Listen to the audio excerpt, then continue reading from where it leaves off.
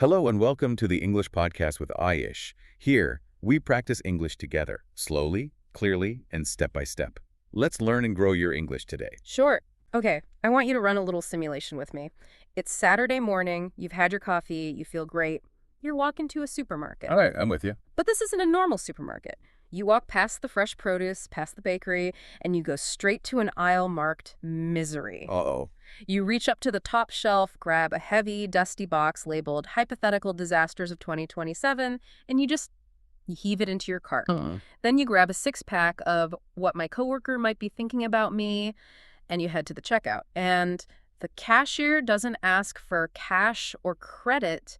They ask for your peace of mind. That is a terrifying image. Seriously. And I assume you're going to tell me that people do this willingly. Willingly. I think we do it automatically. It sounds absurd when you say it out loud. Nobody goes to a store to purchase a problem. But that is the core metaphor today. It's a very striking way to open a conversation about stress. It is. We are looking at a really interesting document today. It's a collection of excerpts titled The Architecture of Simplicity, Choosing Peace Over Stress. And here is the kicker. It comes from the English podcast with Ayesh, which is actually designed for English language learners. Which I think is a brilliant choice for... Really? I was a little worried it might be a bit basic for our listeners. Oh, not at all. There's a concept in engineering called the signal-to-noise ratio. And when you write for language learners, you have to strip away all the nuance, the sarcasm, the jargon. The fluff. All the fluff. You're just left with the raw signal. It forces the writer to be brutally honest because they can't hide behind complex sentences. That makes a lot of sense. It's like Occam's razor for advice. So the mission today is to see if this simple advice can actually handle the complexity of our modern, over-caffeinated lives. Right. We want to understand this whole concept of buying problems and see if we can actually learn to keep life simple. I'm interested in the psychology behind that, because keeping life simple implies that simplicity is the default state and, well, that we are the ones actively messing it up. So let's walk down that aisle. The economy of stress. Many problems in life are not real problems. We create them in our mind. Okay.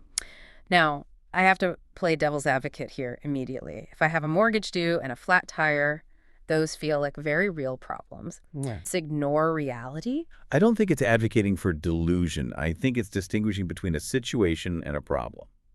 A flat tire. That's a situation. It requires a set of physical actions to fix. Okay.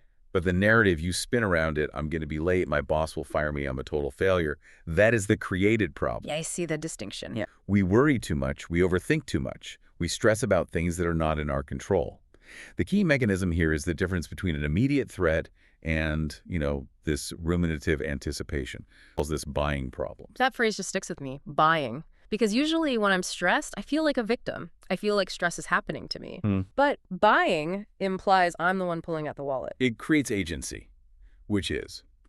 It can be uncomfortable, but it's also empowering. When you buy a problem, you are engaging in a transaction. You're trading a finite resource, your mental bandwidth, for a product that has zero utility. It has negative utility. Exactly, negative utility. And lists the receipt for this transaction. It says when you buy unnecessary problems, 3 things happen. The mind becomes tired, the heart feels heavy, and life feels complicated. Let's break those down. Yeah, because tired mind feels like the backline for most adults I know. Well, think about the biology of it. Your brain burns about 20% of your metabolic energy. So when you're overthinking, which is really just running complex simulations of bad futures that hasn't happened, Right. you're burning glucose at a rapid rate. You are redlining the engine while the car is in park. Yeah. That is why you feel physically exhausted after a day of just sitting and worrying. It's decision fatigue without any of the decisions. That's a perfect way to put it. And the heart feels heavy part. That's the somatic response. It's the cortisol, the tightness in your chest. You're accumulating the physical toll of a disaster that is entirely fictional. And then life feels complicated. This is the part that gets me. But life does not need to be complicated. Life can be simple. Do you buy that? Is modern life actually simple? I think life is complex, but we're the ones who make it complicated. Okay, complex versus complicated. Complexity is just a lot of moving parts, traffic, emails, schedules. But complication And that's the emotional layer we choose to add on top of it. So the complication is the clutter we're bringing into the house. Exactly. If you stop buying the clutter, the house might still be busy, but it's navigable. It reminds me of hoarding. We're hoarding what-ifs. That's a great analogy. Yeah. And this out that we mostly hoard things that are not in our control. This is the classic stoic dichotomy of control. Right. If you are stressing about the geopolitical situation or the weather or what your neighbor thinks of your lawn, you're trying to purchase stock in a company that doesn't even exist. You're just throwing energy into a void. So we're broke, we're tired, and our house is full of imaginary problems. How do we stop shopping? The mantra, I stop buying problems, I keep my life simple. It sounds so deceptively easy. I stop. It does, but how do you actually stop? It's not like there's a switch you can flip. No, but there is a filter. Well, it doesn't really name it, but I'd call it the art of non-reaction. I have the quote right here. Not everything needs a reaction. Not every thought needs attention. Can you read that again? Not everything needs a reaction. I mean, in the current attention economy we live in, that is a radical act of rebellion. We are conditioned to react to everything. A notification, you look. An insult, you defend. A question, you answer. We treat every incoming stimulus like it's a subpoena that demands a court appearance. And not every opinion needs your energy. Think about the cost savings there. If someone cuts you off in traffic, you have a split-second choice. You can react, spike your blood pressure, scream, ruin your morning, or you can just observe it. Let it go. Some things need to be ignored. Some things need to be let go. Ignoring things feels passive, though, doesn't it? We're taught to be proactive. But ignoring is an active process here. Psychologically, inhibition, the ability to stop a response, it's a high-level executive function. It takes more brain power to not react than to react. It's the action of inaction. Okay, so you're actively deciding. You are actively deciding, this does not get my money, this does not get my energy. So you're essentially a bouncer at the club of your own mind. Yes. You're checking IDs. Are you a problem I can solve? No. Then you're not getting in. It says, I focus on what I can control. And then it frames it as a choice. I choose peace over stress. I really appreciate that it frames peace as a choice, not a feeling.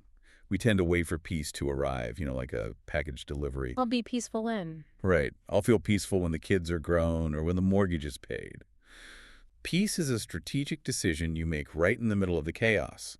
You choose to focus on the controllables. And that focus, it acts as a shield. Let's move to the social aspect of this, because I think this is where the buying problems metaphor really hits home for a lot of people. You do not need everything. You do not need to please everyone. And the big one, you do not need to explain yourself to everyone. Oh, that last one is a heavy hitter. You do not need to explain yourself. But don't we? I mean, if I don't explain why I'm saying no to an invite or why I'm making a certain choice, people get offended. Isn't explaining just polite? Well, I think there is a difference between communication and justification. The compulsion to justify your existence. When you feel the need to explain every single decision, you are essentially asking the world for permission to be you. You're outsourcing your validation. Outsourcing validation, that sounds expensive. It's incredibly expensive. Yeah. You're buying the problem of other people's opinions to the need to please everyone. If you try to please everyone, you become a shapeshifter. You lose your own shape. You lose clarity. Simplicity brings clarity. Clarity brings peace. That's the cascade. If you stop trying to manage everyone else's perception of you, which it's impossible anyway, your social landscape becomes incredibly simple. You know who you are. That's clarity. And from that... And when you have that clarity, you don't have that low-level hum of anxiety, wondering if you did the right thing. That is peace. There's a phrase used here, I protect my mental peace. It uses the word protect. Which implies your peace is under attack. It feels like it is. It implies that peace is an asset. It's the gold in your vault. And the world marketers, algorithms, toxic acquaintances, they all want a piece of that gold. If you don't have security at the gate, they will loot the place. So it's telling you to treat your peace like something tangible. Exactly. Something that requires defense. So let's assume we do this. We stop buying the what-ifs. We put a bouncer at the door. We stop explaining ourselves to people who don't matter. What's the payoff? What's the ROI on all this? Keeping it simple with 3 pillars. Fewer worries, clear priorities, calm mind. But the benefits it lists after that are what's fascinating. It says you start enjoying life, you smile more, you think clearly, you grow faster. And grow faster. That one stopped me in my tracks. Why is that? Because usually when we talk about growth, personal growth, career growth, we talk about the grind. We talk about stress as if it's fuel. No pain, no gain, right? This seems to suggest that stress is actually holding us back. It's a complete reversal of the hustle culture narrative, isn't it? We're often taught that stress is an indicator of importance. If I'm not stressed, I must not be working hard enough. Right. If you're not overwhelmed, you're just lazy. This is actually friction. It's aerodynamic drag. Imagine a race car. You can put a bigger engine in it. That's the hustle mindset. Or you can make the car more aerodynamic. That's the simplicity mindset. And if the car is covered in mud and baggage, it doesn't matter how big the engine is. Exactly. When your mind is tired and your life is complicated, you are driving with the parking brake on. Yeah. You don't have the bandwidth to learn new things or to be creative or to connect deeply with people. Because all that requires surplus energy. It all requires surplus energy, and simplicity creates that surplus. So thinking clearly leads to growing faster because you aren't wasting time and energy processing all this junk data. Precisely. You are converting that wasted worry energy into growth energy. It's an efficiency upgrade for your life. And the enjoying life and smile more part, that's just the result of taking all that weight off. It brings us back to the present moment. You can't enjoy the present if you're living in some hypothetical future catastrophe. By refusing to buy the future problem, you get to keep the present moment. Which leads us to I think it sums up this entire philosophy perfectly. The golden rule of simplicity. If a problem is not affecting you today, do not invite it into your life. Do not invite it. Again, look at that active language. We often treat worry like it's a responsible thing to do. We think, oh, I'm being a good adult by worrying about what might happen in 2028. Like we're prepaying the suffering. Right. It's not knocking on your door today. Don't go out into the street and wave it over. Don't send it an invitation with a little RSVP card. It's hard, though. Our brains are literally wired to scan for threats. We are evolved to invite problems in just in case. We are. And that's why this is a practice, not a toggle switch. It requires constant maintenance. You have to wake up every single day and decide not to go to the store. So let's wrap this up by looking at the balance sheet. We started in that imaginary store, loading our carts with unnecessary stress. And we realize that the cost of that transaction is a tired mind and a heavy heart. We learned about the power of non-reaction, that idea that ignoring something is actually a powerful choice. And we saw that by protecting our peace and setting boundaries, we don't become lazy. We actually become more efficient. We grow faster because we aren't weighed down. It's a very compelling argument. But I want to leave the listener with a thought experiment based on all this. We've talked a lot about currency, mental energy, time, attention. Stop spending this currency on problems that aren't real. So let's assume you actually do this. You stop buying the problems. Suddenly, you have a surplus. You have extra mental cash in your pocket at the end of the day. That's the goal. So the question is, what are you going to buy instead? That is the real challenge, isn't it? If you aren't spending 3 hours a day worrying about what your boss thinks, or doom scrolling, or replaying an argument from 2019, what do you do with that energy? Do you invest it in a new skill?